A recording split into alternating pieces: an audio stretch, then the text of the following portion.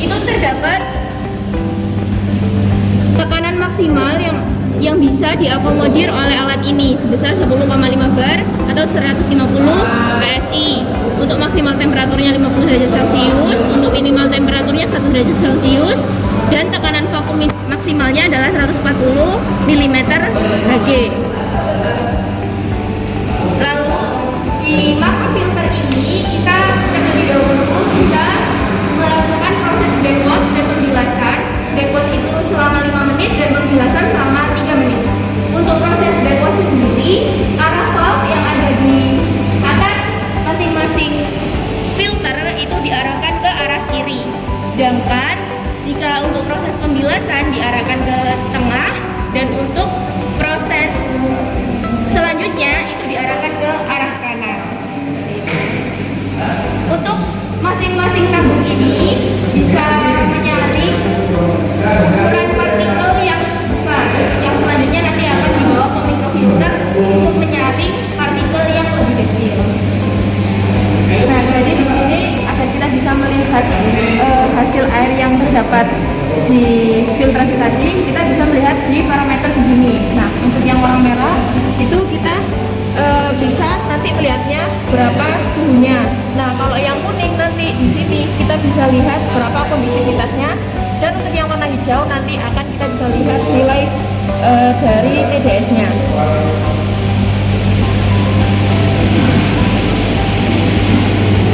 Nanti selanjutnya akan dijelaskan oleh teman saya di bagian mikrofilter. Baik, untuk selanjutnya yaitu filtrasi mikroorganisme. Yang kita jelaskan di sini adalah pertama untuk tangki yang pertama itu filternya berukuran 0,5, kemudian akan mengalir ke filter yang kedua yaitu ukuran 0,3, kemudian dialirkan menuju ke ukuran 0,1 yang ini. Nah, sebelum masuk ke filter yang pertama itu air dari filtrasi yang pertama itu dilihat dulu konduktivitas, suhu, dan TDS-nya. Nah, setelah sudah dicek, kemudian akan mengalir ke filter mikroorganisme. Dan selanjutnya akan dijelaskan oleh asisten. Baik, setelah melewati proses dari filter mikro, kemudian akan dicek ulang untuk melihat TDS dan juga konduktivitasnya di sini. Kemudian sebelum masuk ke tandon, kita sampling terlebih dahulu untuk dianalisa di lab, kemudian ditampung di area tandon sini dan akan dijelaskan oleh proses di selanjutnya. Nah, setelah dari bak penampung ini, air akan dilakukan proses filter mikro yang kedua. Nah, di sini itu terdapat 6 tabung filter mikro dengan ukuran yang berbeda. Yang dua tabung ini berukuran 0,5 mikro, yang dua ini 0,5 mikro, dan yang dua terakhir berukuran 0,1 mikro. Tujuannya supaya kotoran yang tersaring itu semakin kecil dan diharapkan tidak ada bakteri dan kotoran yang banyak untuk proses selanjutnya. Untuk selanjutnya dari tadi filter mikro akan terdapat dua cabang atas dan juga cabang bawah, di mana cabang atas ini akan disalurkan ke proses selanjutnya yaitu proses filling. Kemudian untuk aliran yang bawah ini digunakan untuk menampung air sebagai air cadangan. Nah, sebelum memasuki dua cabang tadi ada titik sampling yaitu di sebelah sini, di mana titik sampling ini harus dilakukan secara aseptis dengan menggunakan alkohol 70% dan juga bara api. Kemudian dimasukkan ke dalam botol sampel lalu dianalisa.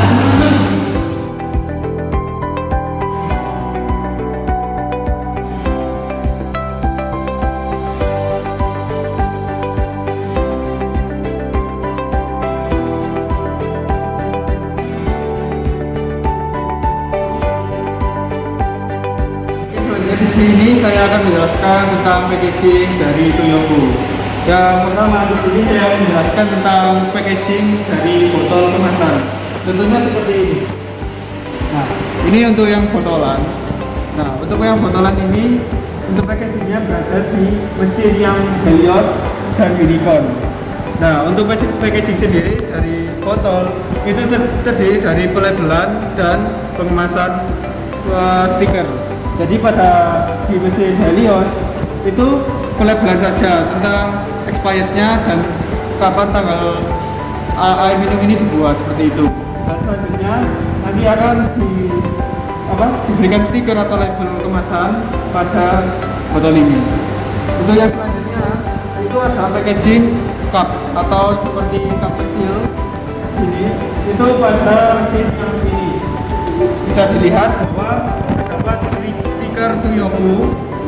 Nah, yang selanjutnya nanti setelah mendapatkan pengemasan dan pelabelan stiker, langsung belt conveyor mengalirkan Tuyoku menuju ke packing di sini. Nanti ditata oleh para pekerja di sini untuk di packing ke dalam kardusnya seperti itu.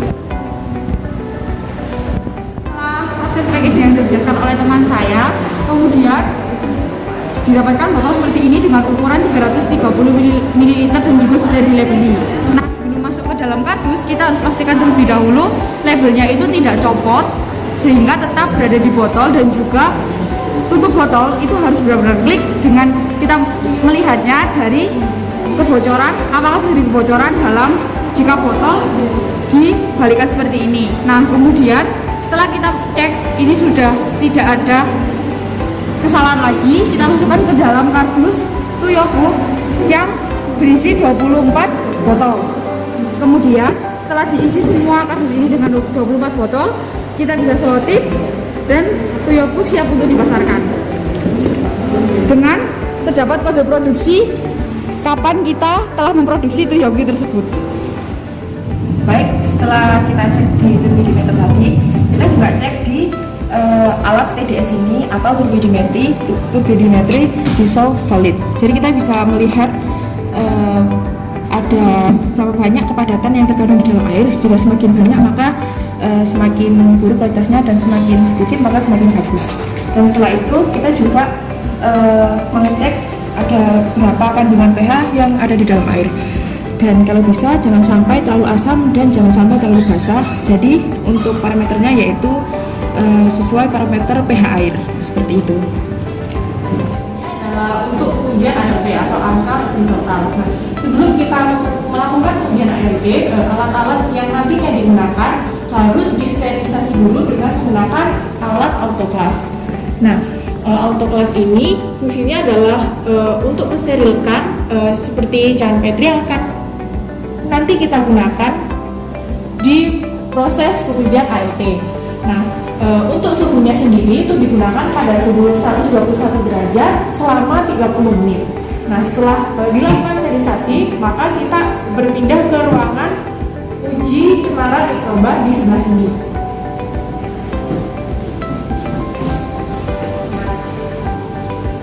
Pada ruangan ini seluruh praktikan harus steril dengan menyemprotkan alkohol sebesar 70%. Nah, kita bekerja dengan menggunakan hydro. Untuk penjelasannya akan dijelaskan oleh teman saya. Nah, untuk perhitungan angka laminar total ini akan dilakukan proses inokulasi menggunakan laminar airflow, di mana sebelum kita melakukan uji ALT kita harus benar-benar memastikan bahwa lingkungan kerja dan juga tangan kita bersih atau steril, di mana kita menggunakan etanol 70% untuk menyemprot area kerja dan juga tangan praktikan, kemudian dilap. Nah, selain itu juga ada pembakar bunsen di sini sebagai sumber api agar menghindari kontaminan dari bakteri udara. Nah, untuk proses inokulasi sendiri kita mulai dari pengambilan sampel yang ada di botol tadi, yang ada di sebelah sana. Nah, kemudian sampel tadi diambil beberapa volume dengan menggunakan mikropipet, kemudian dimasukkan ke dalam cawan Petri dan ditambahkan dengan media agar hingga ketinggiannya sepertiga dari cawan Petri. Nah, kemudian pada proses penyebaran diapanya nanti akan dilakukan pemutaran dengan arah seperti angka 8. Nah, setelah itu kemudian akan diinkubasi selama 24 jam dan dianalisis angka latent total dengan menggunakan colony counter. Nah, untuk selanjutnya kita bisa beralih ke mikroskop untuk melihat jenis biakan apa yang terdapat di air yang sudah diproduksi dengan menggunakan mikroskop ini. Selanjutnya kita akan melakukan proses analisa dari air yang telah diproduksi di teaching factory.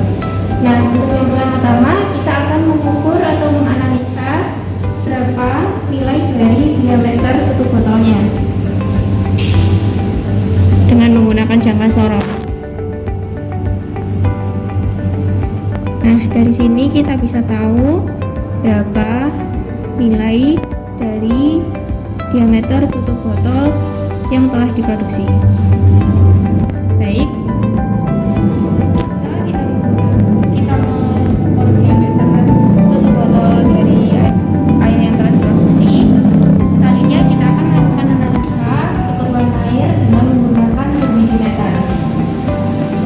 Untuk airnya di sini, ini adalah airnya. Kita harus menyalakannya terlebih dahulu dengan menghubungkannya ke stop kontak. Nah, setelah nanti dinyalakan, di sini nanti akan terdeteksi berapa nilai dari kekaruan air yang telah diproduksi. Baik, sekian penjelasan alur pengolahan air mineral dalam kemasan R20 yang ada di Laboratorium Teknik Teaching Factory di Teknik Kimia Polimema. Sekian dari kami.